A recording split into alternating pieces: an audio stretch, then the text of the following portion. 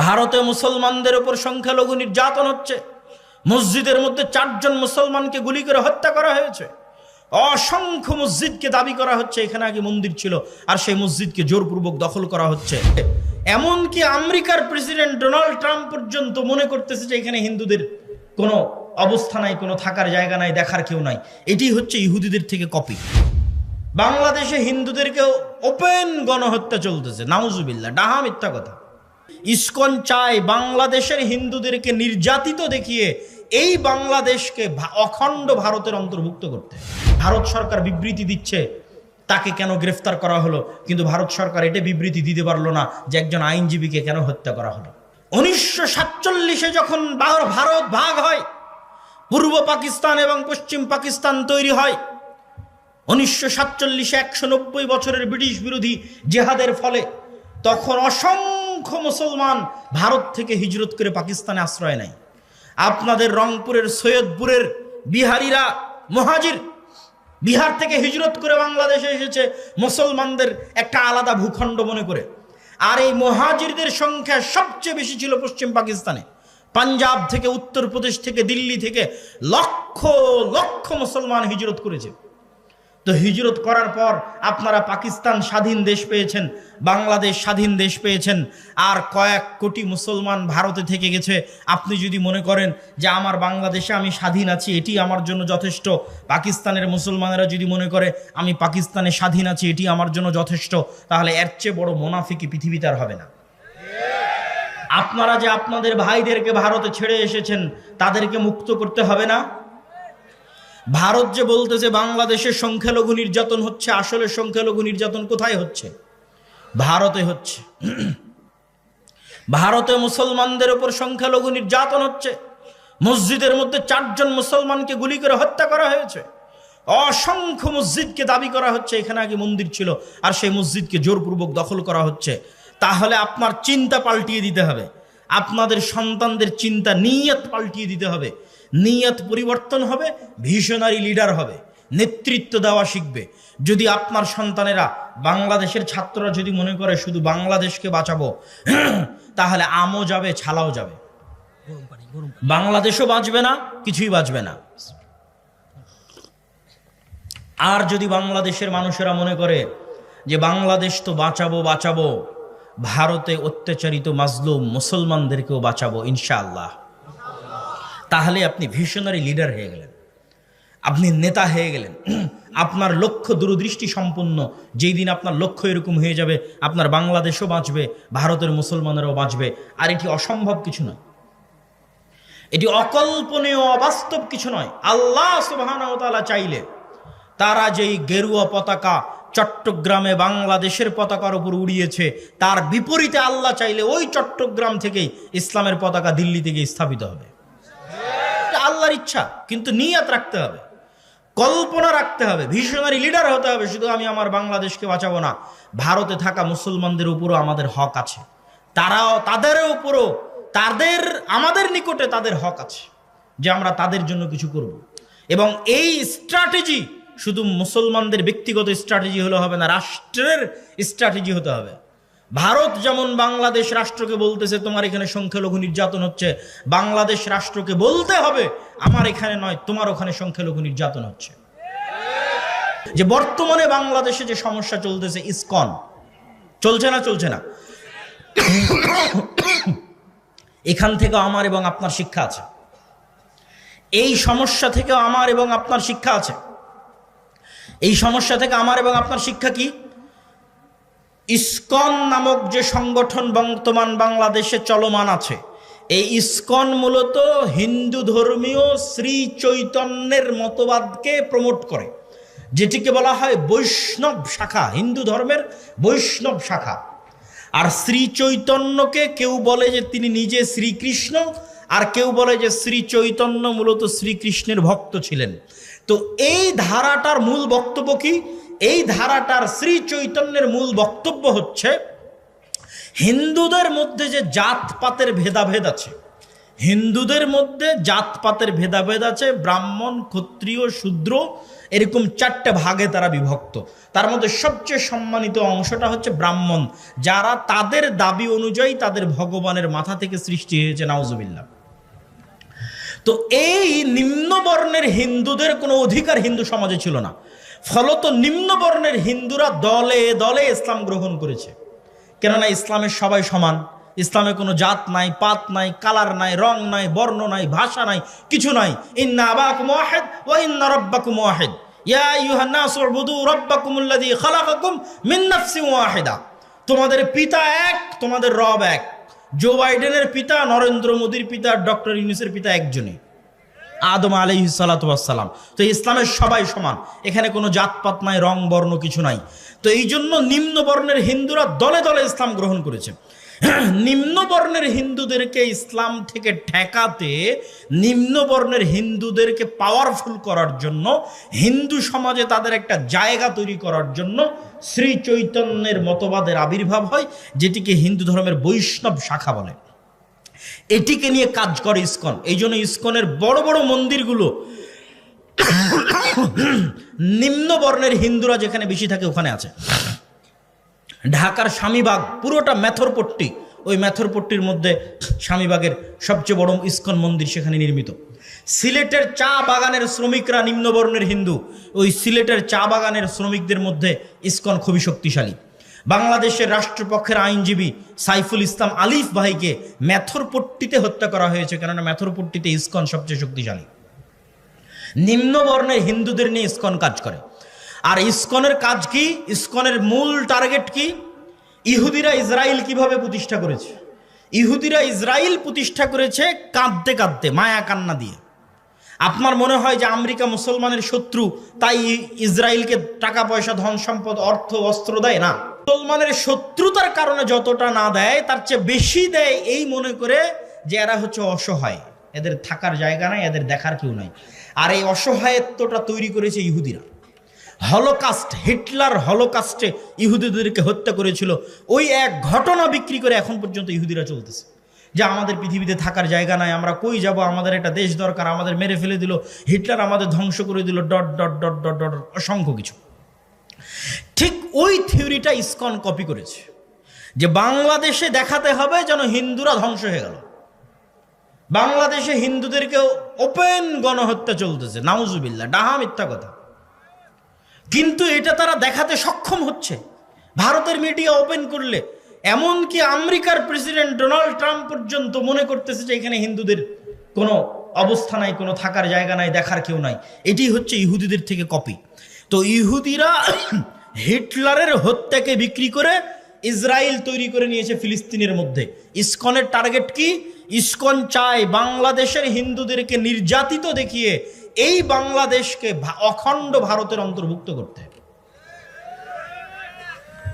যেন হিন্দুদের নিরাপত্তা দেওয়ার জন্য বাংলাদেশকে অখণ্ড ভারতের অন্তর্ভুক্ত করা হয়। এটা আপনার কাছে খুব দিবা স্বপ্ন মনে হলেও এটি যে কোনো মুহূর্তে হয়ে যেতে পারে, অস্বাভাবিক কিছু নয়, যে কোনো মুহূর্তে হয়ে যেতে পারে।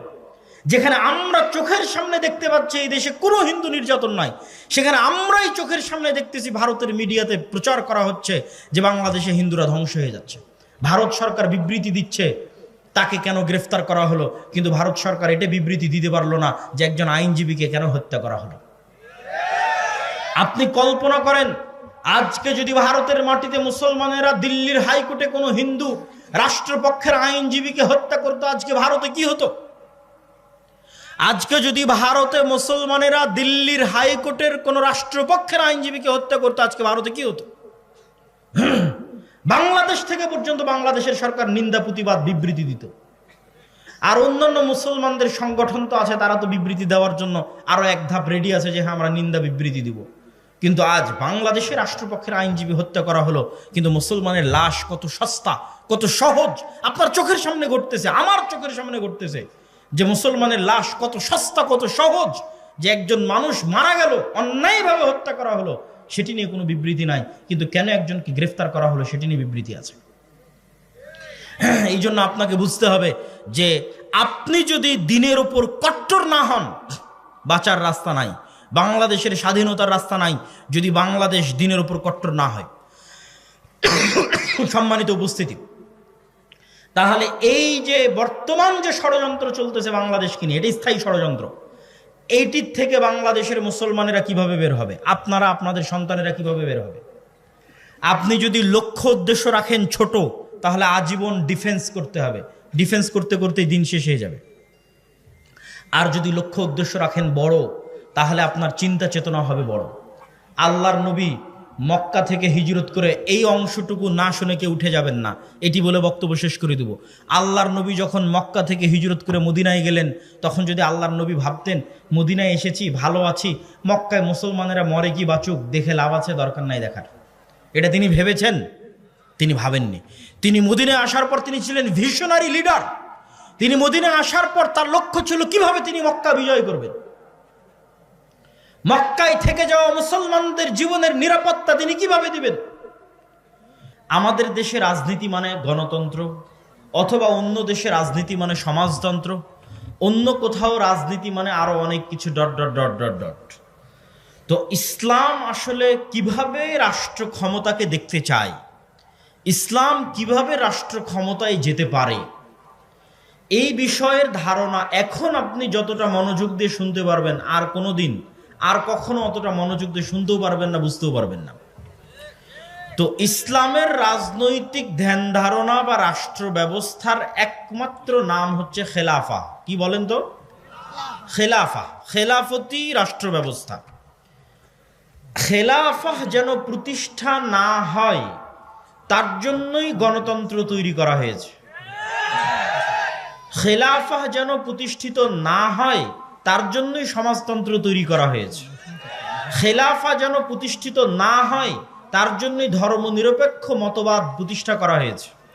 খেলাফা যেন প্রতিষ্ঠিত না হয় তার জন্য লিবারালিজম, উদারনৈতিক, সেকুলারিজম ইত্যাদি বিভিন্ন তন্ত্রমন্ত্রের প্রচার এবং প্রসার করা হয়েছে। তাহলে যেই তন্ত্রমন্ত্রের জন্মই হলো ইসলাম যেন ক্ষমতায় না যেতে পারে, সেই জন্য সেই তন্ত্রমন্ত্র দিয়ে কিভাবে ইসলাম প্রতিষ্ঠা হবে? সেটিকে তো তৈরি করা হয়েছে যেন ইসলাম ক্ষমতায় না যেতে পারে। তো তাহলে বলবেন যে আপনারা বক্তব্য দিতে আসলেই এগুলোর বিরোধিতা করেন, তাহলে ইসলাম ক্ষমতায় যাবে কিভাবে? আর এগুলো কেন ভ্রান্ত সেটি আমরা বুঝবো কিভাবে? সম্মানিত উপস্থিতি, আজকের যারা ক্ষমতায় আছে তারা কি গণতান্ত্রিক পদ্ধতিতে নির্বাচিত হয়েছে? একটু কথা বলতে হবে। গণতান্ত্রিক পদ্ধতিতে নির্বাচিত হয়েছে? হয়নি। আজকের ক্ষমতায় আসার জন্য, এই পট পরিবর্তনের জন্য সাধারণ ছাত্র জনতা, গ্রাম থেকে উঠে আসা সাধারণ ধর্মপ্রাণ মুসলমান, তাদের কুরবানি, তাদের জীবন সবচেয়ে বেশি গেছে। যেমন আপনাদের রংপুর বিভাগের আবু সাইদ, তাদের মধ্যে ন্যূনতম দিনের জ্ঞান আছে বলেই রংপুর বিভাগের আবু সাইদের বাবা বলেছে যেন আমার ছেলের কোনো ভাস্কর্য তৈরি না হয়, মূর্তি তৈরি না হয়। এবং আবু সাইদের ফেসবুক পোস্টে গেলে দেখবেন বহু বক্তব্য শায়েখ আব্দুর রাজ্জাক বিন ইউসুফের শেয়ার দেওয়া আছে, এখনো গিয়ে চেক করতে পারেন। এবং আমি আমাদের মাসিক আল ইতিসামের সম্পাদকীয়তেও তুলে ধরেছি নভেম্বর মাসের। তো এই যে হাজার হাজার ছাত্র জনতা, ধর্মপ্রাণ মানুষ জীবন দিল, কিন্তু বর্তমান রাষ্ট্র ক্ষমতায় তাদের কোনো ক্ষমতা দেখতে পান নাই। তাহলে বর্তমান রাষ্ট্র ক্ষমতা কাদের কাছে আছে? এনজিও আলাদের কাছে আছে। এই জন্য কেউ কেউ এই সরকারকে একত্রিত করে নাম দিয়েছে এনজিও গ্রাম সরকার, মানে ব্রাক এনজিও আর গ্রামীণ ব্যাংক, তো এনজিও গ্রাম সরকার। আমি এই সরকারের সমালোচনা করছি না, আপনাকে বুঝাচ্ছি। আপনাকে বুঝতে হবে যে 2000 সাধারণ ছাত্র জনতা প্রাণ দিল, কিন্তু ক্ষমতায় তাদের সিদ্ধান্ত গ্রহণের কোনো জায়গা নাই। ছাত্ররা দাবি করলো আমরা রাষ্ট্রপতি চাই না, একবার ছাত্ররা দাবি করলো আমরা ইসকন নিষিদ্ধ চাই, একবার দাবি করলো অমুককে উপদেষ্টা চাই না, কেমনে উপদেষ্টা হয়ে গেছে জানি না, কোনো কথার ভ্যালু নাই। মানে এখন যারা ছাত্রদের দায়িত্ব পালন করতেছে তাদের কথার কোনো গুরুত্ব নাই, মানে রাষ্ট্রে তাদের স্টেক নাই। তাহলে রাষ্ট্রে স্টেক আছে কাদের? ক্ষমতা কাদের? শক্তিশালী প্রতিষ্ঠান যাদের ছিল, এটা দুনিয়ার অটোমেটিক নিয়ম। যখন ফ্যাসিজম বিদায় নিয়েছে, একটা সরকার চলে গেছে, তখন ওই দেশে যেই প্রতিষ্ঠানগুলো সবচেয়ে শক্তিশালী, ক্ষমতা অটোমেটিক তাদের হাতে চলে যায়। আপনি চাইলেও যাবে, না চাইলেও যাবে। যেমন বাংলাদেশের সবচেয়ে শক্তিশালী প্রতিষ্ঠান হচ্ছে সেনাবাহিনী। তো স্বৈরাচার বিদায়ের পর অটোমেটিক ক্ষমতা কার কাছে যাবে? সেনাবাহিনীর কাছে যাবে। তো এইরকম যাদের মিডিয়া সবচেয়ে শক্তিশালী, প্রথম আলো, ডেইলি স্টার, যারা অর্থনৈতিকভাবে যাদের প্রতিষ্ঠান সবচেয়ে শক্তিশালী, ব্রাক, 12,000 কোটি টাকা বাৎসরিক আয় ব্যয় ব্রাকের। আপনাদের বাংলাদেশের সব মাদ্রাসা মিলে 12,000 কোটি টাকা হবে কিনা আল্লাহ ভালো জানে, বাৎসরিক আয় ব্যয়। তাহলে যে শক্তিশালী প্রতিষ্ঠান যারা থাকে, অটোমেটিক তাদের কাছে ক্ষমতা চলে যায়। তো মুসলমানদের শক্তিশালী প্রতিষ্ঠান নাই, মুসলমানদের প্রতিনিধিত্ব করবে এরকম শক্তিশালী কোনো মিডিয়া নাই, মুসলমানদের প্রতিনিধিত্ব করবে এরকম শক্তিশালী কোনো অর্থনৈতিক প্রতিষ্ঠান নাই, মুসলমানদের প্রতিনিধিত্ব করবে এরকম শক্তিশালী কোনো জাতীয় প্রতিষ্ঠান নাই, যারা মুসলমানদের প্রতিনিধিত্ব করবে জাতীয় পর্যায়ে, মেইন স্ট্রিমে নাই। মুসলমানেরা হচ্ছে হুজুগে বাঙালি। আপনি যদি বলেন আমি 5 বছরের জন্য ভোটে যাওয়ার জন্য চেষ্টা করব, তো আপনি 5 বছরের এখনই ক্ষমতায় যাওয়ার জন্য চেষ্টা করবেন, কালকে আপনি ক্ষমতায় থাকবেন না, কালকে আপনিও ক্ষমতা থেকে বিদায় নেবেন। কিন্তু যদি আপনি বলেন যে না, আমি শক্তিশালী প্রতিষ্ঠান তৈরি করব আগামী 50 বছরকে সামনে রেখে, আগামী 100 বছরকে সামনে রেখে, তো এরকম হাজারো শাসক আসবে যাবে, কিন্তু আপনার শক্তিশালী প্রতিষ্ঠানের কারণে ক্ষমতায় আপনার স্টেক চিরস্থায়ী হবে। এই জন্য মুসলমানদের শক্তিশালী প্রতিষ্ঠান তৈরি করার দিকে মনোযোগ দিতে হবে। আপনি আজকে আমেরিকার ক্ষমতায় ডোনাল্ড ট্রাম্প আসুক আর জো বাইডেন আসুক, ক্ষমতা মূলত ইহুদিদের হাতে। কেন ইহুদিদের হাতে? জো বাইডেনও ক্ষমতায় আসতে চাইলে ইহুদি মিডিয়া ব্যবহার করতে হবে, ডোনাল্ড ট্রাম্পও ক্ষমতায় আসতে চাইলে ইহুদি মিডিয়া ব্যবহার করতে হবে। বাইডেন ক্ষমতায় আসতে চাইলেও টাকা ইহুদি ব্যাংকের কাছ থেকে, কোম্পানির কাছ থেকে নিতে হবে। ট্রাম্প ক্ষমতায় আসতে চাইলেও টাকা ইহুদি কোম্পানি, ইহুদি ব্যাংকের কাছ থেকে নিতে হবে। ফলত ক্ষমতায় কে আসলো সেটি ধর্তব্য নয়। ভোটে না দাঁড়িয়েও, নির্বাচন না করেও শুধু শক্তিশালী প্রতিষ্ঠান থাকার কারণে আমেরিকার একচ্ছত্র ক্ষমতার মালিক হচ্ছে ইহুদিরা। তাদের সংসদে কোনো প্রতিনিধিত্ব না থাকার পরেও তারা শক্তিশালী, তারা পাওয়ারফুল। সম্মানিত উপস্থিতি, তাহলে মুসলমানদের করণীয় কি কি হতে পারে? আপনি এই মাসের নভেম্বর মাসের মাসিকালে ইতিসাম যদি পড়েন, তাহলে হেডিং দেওয়া আছে ইসলামের সামগ্রিক বিজয় যেভাবে সম্ভব। মানে ইসলাম সামগ্রিকভাবে বিজয়ী হবে কিভাবে। ইসলাম কিন্তু শুধু মসজিদের ধর্ম নয়, ইসলাম শুধু ব্যক্তি জীবন, বিয়ে শাদীর হুকুম আহকামের ধর্ম নয়, বাপ মরে গেলে সম্পত্তির বন্টন হবে এই ধর্ম নয়। ইসলামের সকল দৃষ্টিভঙ্গি আছে, ঠিক ইসলামের রাজনৈতিক দৃষ্টিভঙ্গি আছে, যার নাম খেলাফা। খেলাফার সবচেয়ে বড় মূলনীতি হচ্ছে সত্যবাদিতা, ন্যায়পরায়ণতা। কি বললাম বলেন তো? সত্যবাদিতা এবং ন্যায়পরায়ণতা, এই দুটো ইসলামী রাষ্ট্র ব্যবস্থার সবচেয়ে বড় মূলনীতি। মুসলমানেরা কখনোই আল্লাহর দয়ায় রাষ্ট্র ক্ষমতায় যেতে পারবে না যতক্ষণ না মুসলমানেরা নিজেরা সত্যবাদী না হয়, মুসলমানেরা নিজেরা ন্যায়পরায়ণ না হয়। আপনি সত্যবাদী, ন্যায়পরায়ণ না হয়ে জান্নাতে যেতেও পারেন। কিভাবে? মিথ্যা বললেন বলে আল্লাহর কাছে ক্ষমা চাইলেন, আল্লাহ যদি ক্ষমা করে দেয়। অন্যের হক নষ্ট করলেন, করে তার কাছেই ক্ষমা চাইলেন, ভাই তোমার হক নষ্ট করেছি, মাফ করে দাও, সে যদি ক্ষমা করে দেয়, তো আপনি জান্নাতে যেতে পারবেন। কিন্তু মিথ্যা বলে, অন্যায় করে মুসলমান আল্লাহর দয়ায় রাষ্ট্র ক্ষমতায় যেতে পারবে না। কেন পারবে না আল্লাহর দয়ায় মুসলমান রাষ্ট্র ক্ষমতায় যেতে? এই পুরো পৃথিবীর একচ্ছত্র ক্ষমতার মালিককে। কুলিল্লাহুম্মা মালিকাল মুলকি তুতিল মুলকা মান তাশা ওয়া তানজিউল মুলকা মিম্মান তাশা। আল্লাহ এই পৃথিবীর একচ্ছত্র ক্ষমতার মালিক, যাকে ইচ্ছা তাকে রাজত্ব দেন, যাকে ইচ্ছা তার কাছ থেকে রাজত্ব ছিনিয়ে নেন। ছিনিয়ে নেওয়া মানে লোহাকে চট বা ছালার মধ্যে ঢুকানোর পর লোহাকে টান দিলে যেমন চট ছালার ছাল বাকলা উঠে আসে, এটার নাম ছিনিয়ে নেওয়া। আল্লাহ এভাবে রাষ্ট্র ক্ষমতা ছিনিয়ে নেয়। চিরস্থায়ী রাষ্ট্র ক্ষমতার মালিক আল্লাহ, বাকি সবাই ক্ষণস্থায়ী। তো আল্লাহ পৃথিবী চালায় কি দিয়ে? আল্লাহর সবচেয়ে বড় গুণ হচ্ছে ইন্নী হারামতু যুলমা আলাইয়া। আমি অত্যাচারকে আমার উপর হারাম করেছি, অথচ আমি আজিজ মানে মহাপরাক্রমশালী, যা ইচ্ছা তাই করতে পারি, যা ইচ্ছা, কেউ জিজ্ঞেস করার নাই, এখনই যা ইচ্ছা তাই করতে পারবে। করে না কেন? আজিজুন হাকিম, ক্ষমতা থাকার পরেও তিনি প্রজ্ঞাময়, এই জন্য ন্যায় বিচার করেন। প্রত্যেকটা বান্দা, পশু পাখি, কীট পতঙ্গ, পঙ্গপাল, সবার সাথে আল্লাহ কি করেন? ন্যায় বিচার করেন। আর এই পুরো পৃথিবী তিনি নিষ্ঠার সাথে, সঠিক মানদণ্ডের সাথে, সূর্যকে কখন উঠতে হবে, চন্দ্রকে কখন ডুবতে হবে, রাত কখন হতে হবে, দিন কখন হতে হবে, বৃষ্টি কখন হতে হবে, কে কখন মারা যাবে, কার কখন জন্ম হবে, প্রত্যেকটা বিষয় পুঙ্খানুপুঙ্খ রূপে সাজানো আছে এক নিখুঁত মানদণ্ডে, ন্যায় বিচারে, ন্যায় নিষ্ঠার সাথে, সত্যবাদিতার সাথে আল্লাহ পৃথিবী চালান। এখন আপনি চাচ্ছেন ইসলামের নামে ক্ষমতা, মানে আপনাকে কার দয়ায় ক্ষমতায় আসতে হবে একটু বুঝেন। আমি চাচ্ছি যে আমি ইসলামের নামে ক্ষমতায় যাব, মানে ইসলামকে ক্ষমতায় নিয়ে যাব, তো আমাকে কার দয়ার দরকার হবে? আল্লাহর দয়ার। তো আল্লাহ তার ক্ষমতা বন্টন করে রেখেছেন ন্যায় পরায়ণতা, ন্যায় বিচারের সাথে। আর আপনি আপনার বোনের সম্পত্তি দিয়েছেন ওই জায়গাতে যেখানে জমির দাম কম, দিয়েছেন না দেননি? আপনি আপনার বোনের সম্পত্তি, আপনার বোন আপনাকে না বলে বিক্রি করে দিয়েছে, এই জন্য মন খারাপ করে বোনকে আপনি আর আপনার বাড়িতে জায়গা দেন না। তো আল্লাহ ওই সম্পত্তি আপনার বোনকে দিয়ে গেছে, কিন্তু এই সম্পত্তির উপর আপনি অধিকার খাটাচ্ছেন, আপনি হচ্ছেন অন্যায় পরায়ণ। আপনি বোনের কাছে ক্ষমা নিয়ে জান্নাতে যেতে পারলেও আল্লাহ কোনোদিন আপনাকে রাষ্ট্র ক্ষমতা দিবেন না, গোলামই থাকবেন।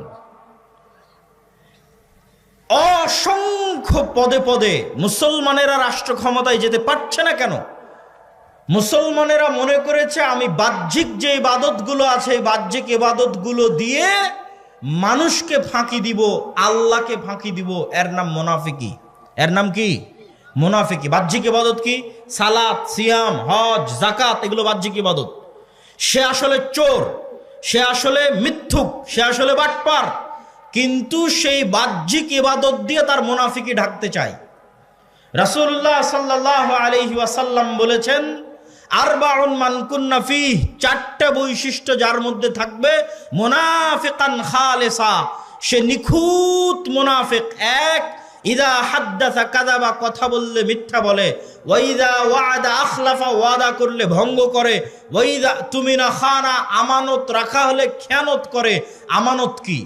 ওসির দায়িত্ব আমানত, ডিসির দায়িত্ব আমানত, প্রধানমন্ত্রীর দায়িত্ব আমানত, প্রিন্সিপালের দায়িত্ব আমানত, আপনি ভাই এটাও আমানত, আপনি পিতা এটাও আমানত, আপনি মেম্বার চেয়ারম্যান এটাও আমানত, আপনি এসিল্যান্ড সাব রেজিস্ট্রার এটাও আমানত।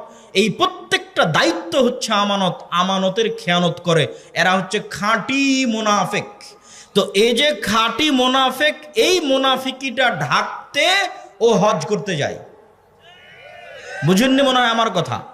খাঁটি মুনাফিক, কিন্তু মুনাফিকি ঢাকতে জালসার অতিথি হয়ে দান করে নিজেকে দানবীর দেখাতে চায়।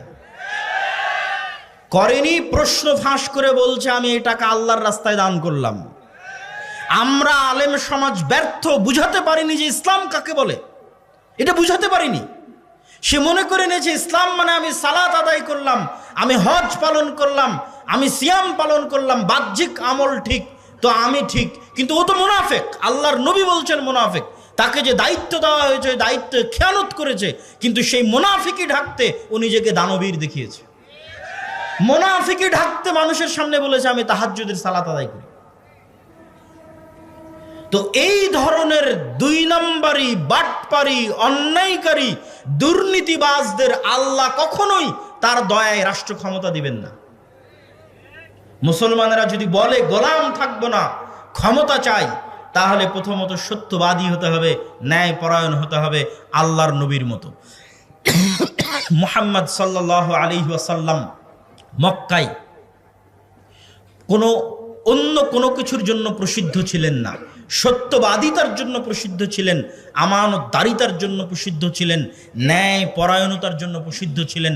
তার ন্যায় পরায়ণতা, আমানতদারিতা, সত্যবাদিতার অসংখ্য ঘটনা শোনানো যাবে, কিন্তু এতটুকু বলে শেষ করি, আল্লাহর নবী যদি সত্যবাদী, আমানতদার, ন্যায় পরায়ণ না হতেন, তাহলে আবু সুফিয়ান কোনোদিন তার হাতে ইসলাম গ্রহণ করত না।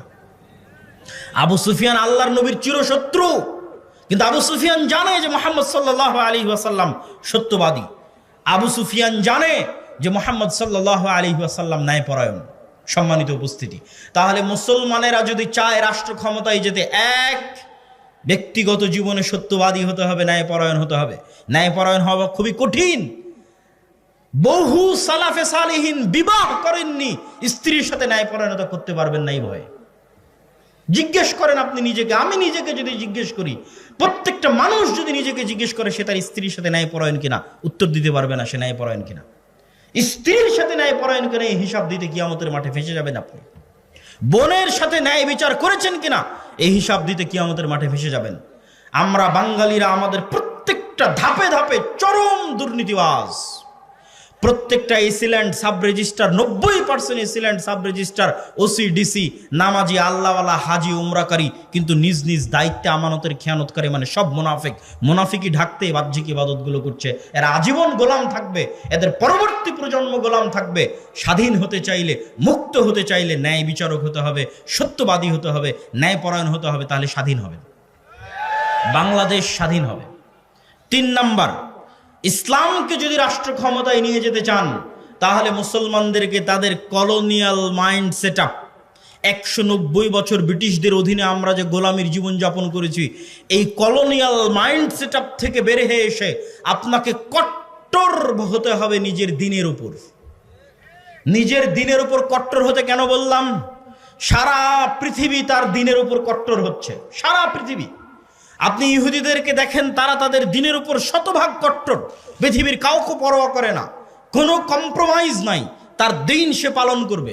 পাশের ভারতকে দেখেন, হিন্দুত্ববাদী তার নামে, উগ্রবাদী তার নামে 10 বছর থেকে ভারতে ক্ষমতায় আছে। তারা তাদের নিজের দিনের উপর শতভাগ 100% কট্টর, কট্টর ও কঠোর। তারপরও মানুষ তাদেরকে সন্ত্রাসী বলতেছে না, জঙ্গি বলতেছে না। আর মুসলমান শুধু পেয়েছে কম্প্রোমাইজ করা, আর কিছু না। মুসলমান শুধু নিজেকে সাধু দেখাতে চায় পৃথিবীর কাছে, বলে আমি অনেক বড় সেকুলার, আমি অনেক বড় লিবারেল। পৃথিবী বলছে আমি অনেক বড় হিন্দু, পৃথিবী বলছে আমি সবচেয়ে শক্তিশালী ইহুদি। মুসলমান বলছে আমি সেকুলার, আমি লিবারেল, আমি অনেক উদার, আমি অসাম্প্রদায়িক, আমি সেকুলার, আমি ধর্মনিরপেক্ষ, আমি খুব ভালো। অথচ পৃথিবী বলছে আমি শক্তিশালী হিন্দু, আমি কট্টর হিন্দু। পৃথিবী বলছে আমি কট্টর ইহুদি, আর পৃথিবী বলছে আমি কট্টর খ্রিস্টান। আর মুসলমানকে যদি 2টা থাপ্পড় দিচ্ছে, তাও উঠে বলতেছে ভাই আমি খুব সাধু।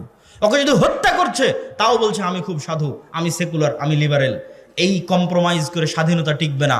আপনাকে বলতে হবে, পার্শ্ববর্তীরা যেমন বলতেছে আমি কট্টর হিন্দু, পার্শ্ববর্তীরা যেমন বলতেছে আমি কট্টর ইহুদি, আপনাকে বলতে হবে আমি কট্টর মুসলিম। যেই দিন বলতে পারবেন সাহস করে আমি কট্টর মুসলিম, ওই দিন স্বাধীন হয়ে গেছে। ওই দিন বাংলাদেশ স্বাধীন হয়ে গেছে, পৃথিবীর মুসলমানেরা স্বাধীন হয়ে গেছে। কিন্তু কলোনিয়াল মাইন্ড সেট আপ থেকে বেরিয়ে আসতে হবে। কলোনিয়াল মাইন্ড সেট মানে ঔপনিবেশিক গোলামির জিঞ্জির। সারা পৃথিবীতে মুসলমানেরা যেখানে যত সমস্যায় আছে, প্রত্যেক সমস্যার পিছনে ঔপনিবেশিক গোলামির জিঞ্জির আছে। 190 বছরের ইতিহাস। আপনি ইংরেজি কেউ বললে তাকে ভালো কেন লাগে? ইংরেজি বললে তার চাকরি কেন হয়? বাই ডিফল্ট কেন এরকম মনে হয়? অথচ মদিনা বিশ্ববিদ্যালয়ে পড়তে গিয়ে এক আফ্রিকান বন্ধু, তার সেকেন্ড ল্যাঙ্গুয়েজ হচ্ছে ফরাসি। তার সেকেন্ড ল্যাঙ্গুয়েজ কেন ফরাসি হবে? আর আমার সেকেন্ড ল্যাঙ্গুয়েজ কেন ইংরেজি হবে? ও ছিল ফ্রান্সের গোলাম, আমি ছিলাম ইংল্যান্ডের গোলাম। আফ্রিকান কান্ট্রিগুলো ছিল ফ্রান্স, ইতালি এবং স্পেনের গোলাম, আমরা ছিলাম ইংল্যান্ডের গোলাম। এই জন্য আমাদের কাছে ইংরেজি ভালো লাগে, ওদের কাছে ফরাসি ভালো লাগে। অথচ আপনি ইংল্যান্ডের এরিয়া পার হয়ে ফ্রান্সে যান, ইতালিতে যান, স্পেনে যান, কোথাও ইংরেজি নাই। আমি ইংরেজি ভাষা শিখতে হবে না সেটা বলছি না, কিন্তু ফ্রান্স, ইতালি এবং স্পেনের মানুষ জাতিগতভাবে, মনস্তাত্ত্বিকভাবে এতটা স্বাধীন যে সে ইংরেজি শিখতে চায় না। সে বলতেছে আমি আমার ফ্রান্সের ফরাসি ভাষা নিয়ে থাকবো, আমি আমার ইতালিয়ান ভাষা নিয়ে থাকবো, স্প্যানিশ নিয়ে থাকবো। বিমানবন্দরে পর্যন্ত এক্সিটটা ইংরেজিতে লেখেনি। তাহলে স্পেন, ফ্রান্স, ইতালির মানুষ মনস্তাত্ত্বিকভাবে কোন পর্যায়ের স্বাধীন, আর আমি মনস্তাত্ত্বিকভাবে কোন পর্যায়ের গোলাম? কেন একজনকে প্যান্ট শার্ট পরা দেখলে তাকে স্মার্ট মনে হয়, আর আরেকজনকে এরকম জুব্বা পরা লম্বা দাড়ি দেখলে আনস্মার্ট মনে হয়? এটা 190 বছরের লিগ্যাসি আমরা বহন করে আসতেছি, কারণ আমাদের বাপ দাদারা 190 বছর যাবৎ ব্রিটিশদের গোলামি করেছে। তো ব্রিটিশরা প্যান্ট শার্ট পরতো, গলায় টাই থাকতো, এই জন্য ওটা দেখতে আমাদের অজান্তে স্মার্ট মনে হয়, আর ওটা না দেখলে আমাদের অজান্তে আনস্মার্ট মনে হয়। ভাইয়ের সাথে আমার একটা স্মৃতি আছে, স্মৃতি বলতে দেখার স্মৃতি নয়, যেহেতু এই অঞ্চল আমার নানির বাড়ির অঞ্চল, তো ছোটবেলায় আমাদের এই অঞ্চলে কেটেছে। তো ওনার আব্বার ছবির সাথে ওনার ছবি বিভিন্ন জায়গায় পোস্টারে আমি অনেক ছোটতে দেখেছি, তখন বয়স 7-8 বছর হবে অথবা 9-10 বছর হবে। তো তার নামের শেষে লিঙ্কন নামটা ছিল। তো তখন থেকে আমার কাছে এটা অপছন্দ হতো যে একজন মুসলমানের সন্তান কিভাবে লিঙ্কন নাম রাখতে পারে। আমি কিন্তু তাকে তখন চিনিও না, দেখিও নি, কিন্তু আমার আম্মা আমাকে যেভাবে শিখিয়েছে সেইভাবে আমি শিখেছি। তো ওই স্মৃতিটা আমার মনে আছে যে তার নাম আমি পোস্টারে পড়েছি, তার ছবি আমি পোস্টারে দেখেছি, এবং এই নাম আমি তখন থেকে অপছন্দ করতাম যে মুসলমানের সন্তান কেন লিঙ্কন নাম রাখবে। কিন্তু কোনোদিন ভাবিনি যে এইভাবে ঘুরতে ঘুরতে একদিন তিনি পাশে এসে বসবেন, আর তিনিও দিনদার হিসেবে হয়তো হতে পারে আল্লাহর কাছে তিনি আমার চেয়ে বেশি প্রিয়। হতে পারে না? পারে না? হতে পারে। আল্লাহর কাছে কত মানুষ আছে দুনিয়াতে প্রসিদ্ধ কিন্তু আল্লাহর কাছে অপ্রসিদ্ধ, আর কত মানুষ আছে দুনিয়াতে অপ্রসিদ্ধ কিন্তু আল্লাহর কাছে এবং আসমানে প্রসিদ্ধ। তো যেটি বলছিলাম আর কি, এই যে কলোনিয়াল মাইন্ড সেটআপ, যে আপনার নামটা একটু ইংরেজি ইংরেজি হবে তাহলে আপনাকে ভালো লাগবে, এটা 190 বছরের গোলামির জিঞ্জির বহন করে বেড়াচ্ছেন। এটা থেকে ঝেড়ে ফেলে বের হতে হবে না। আমার আরবি নামের উপর আমি সন্তুষ্ট, আমার ইসলামের আকীদা এবং আদর্শের উপর আমি সন্তুষ্ট এবং শতভাগ কট্টর। শিখবেন কাদের কাছ থেকে? হিন্দুর কাছ থেকে। শিখবেন কার কাছ থেকে? ইহুদির কাছ থেকে। একটা শিখকে দেখান দেখি ওর মাথার চুল কাটে কিনা, একটা শিখকে দেখান দেখি মুখের দাড়ি ছাড়া আছে। একটা ইহুদি যদি শতকরা হিসাব করেন ইহুদি পাড়ায় গিয়ে কতজন ইহুদি দাড়ি রেখেছে, শতভাগ 90 জন ইহুদি দাড়ি রেখেছে। আর মুসলমানকে দাড়ি রাখতে নাকি আনস্মার্ট লাগে, এই জন্য মুসলমান দাড়ি রাখে না। মুসলমানকে দাড়ি রাখলে খ্যাত খ্যাত লাগে, মুসলমানকে দাড়ি রাখলে সমাজে মানুষ কি মনে করবে এই মনে করে সে দাড়ি রাখে না। এটা হচ্ছে গোলামির মানসিকতা। এই গোলামির মানসিকতা থেকে যখন বের হয়ে কট্টর হবেন, আমার নবী দাড়ি রেখেছে আমিও দাড়ি রাখবো, তাতে মরি বাঁচি মরবো, তখন সেই দিন স্বাধীন। সেই দিন বাংলাদেশ স্বাধীন, আপনি স্বাধীন। তার আগ পর্যন্ত গোলামির জিঞ্জির আপনার গলায় এবং আমার গলায়। সম্মানিত উপস্থিতি, তো যেটি বলতে চাচ্ছিলাম যে বাংলাদেশ বা আমাদেরকে যদি আমরা চাই যে রাষ্ট্র ক্ষমতা ইসলাম যাক, তাহলে তার সারমর্ম হিসেবে 3টে বা 4টে পয়েন্ট, তারপরে আরও কিছু বক্তব্য দিব গুরুত্বপূর্ণ বর্তমান চলমান কিছু বিষয়, সেটি তো আপনাদের কিছু শিক্ষণীয় আছে। তো সারমর্ম 4টে বিষয় কি কি রাষ্ট্র ক্ষমতায় যদি যেতে চান। 1 নাম্বার, আপনাকে বুঝতে হবে যত তন্ত্র মন্ত্র আছে এগুলো তৈরি করা হয়েছে ইসলাম যেন রাষ্ট্র ক্ষমতায় না যায়। তাহলে আপনাকে আপনার ঈমান বাঁচাতে এই তন্ত্র মন্ত্রকে অস্বীকার করতে হবে। কি করতে হবে? অস্বীকার করতে হবে। আমাই ইয়াকফুর বিত্তাগুত, যেমন ইব্রাহিম আলাইহিস সালাতু ওয়াস সালাম বলেছিল কাফারনা বিকুম, শোনো তোমরা যার ইবাদত করো, তোমরা যেই সমস্ত মূর্তি পূজার ইবাদত করো তোমাদেরকে, আর তোমাদের এই মূর্তি পূজাকে আমি কুফরি করলাম, কাফের হয়ে গেলাম, তোমাদের এই মূর্তি পূজার অস্বীকার করলাম। আপনাকে এইভাবে অস্বীকার করতে হবে যে আমি গণতন্ত্রের কাফের, আমি সেকুলারিজমের কাফের। তাহলে আপনার ঈমান বাঁচবে, ঈমান ঠিক থাকবে, আকীদা ঠিক থাকবে। তো আমি ঈমান এনেছি কিসের উপর? ইসলামিক খেলাফত ব্যবস্থার উপর। আর বাকি যত তন্ত্র মন্ত্র আছে এগুলোর আমি কাফের, এগুলো অস্বীকার করি ওপেন প্রকাশ্যে। কেননা এগুলোর অস্বীকারের মধ্যে ইসলামের ক্ষমতার উত্থান আছে, আর এগুলোর অস্বীকারের মধ্যে ইসলামের ক্ষমতার, এগুলো অস্বীকার না করলে ইসলামের ক্ষমতার উত্থান নাই। 2, আপনাদেরকে ব্যক্তিগত জীবনে সত্যবাদী এবং ন্যায়পরায়ণ হতে হবে, না হলে আল্লাহর দয়ায় আল্লাহ আপনাকে ক্ষমতা দিবে না। আল্লাহ জালেমকে মিথ্যুককে ক্ষমতা দেয় না, আল্লাহ ন্যায়পরায়ণ সত্যবাদীকে তার দয়ায় ক্ষমতা দেয়। আপনার সালাত সিয়াম তখনই কাজে লাগবে যখন আপনার সালাত সিয়াম মুহাম্মদ সাল্লাল্লাহু আলাইহি ওয়াসাল্লামের মতো হবে। আপনি তো মুনাফেক অবস্থায় সালাতে দাঁড়িয়েছেন, বোনকে সম্পত্তিতে ভাগ দেননি মানে মুনাফেক অবস্থায় সালাতে দাঁড়িয়েছেন। আর আল্লাহর নবী শতভাগ সত্যবাদী ন্যায়পরায়ণ অবস্থায় সালাতে দাঁড়িয়েছে, অন্তর পরিষ্কার অবস্থায় সালাতে দাঁড়িয়েছে। আপনি যেদিন ওইভাবে অন্তর পরিষ্কার অবস্থায় সালাতে দাঁড়াতে পারবেন, সত্যবাদী ন্যায়পরায়ণ হয়ে সালাতে দাঁড়াতে পারবেন, সেই দিন আপনার এই সালাতের পাওয়ার থাকবে, আপনার এই হজের পাওয়ার থাকবে, আপনার এই দিনের দাওয়াতের পাওয়ার থাকবে। 3, কলোনিয়াল মাইন্ড সেটআপ থেকে বের হয়ে আসতে হবে। আর বক্তব্যের শেষাংশে এসে যেটি বলবো,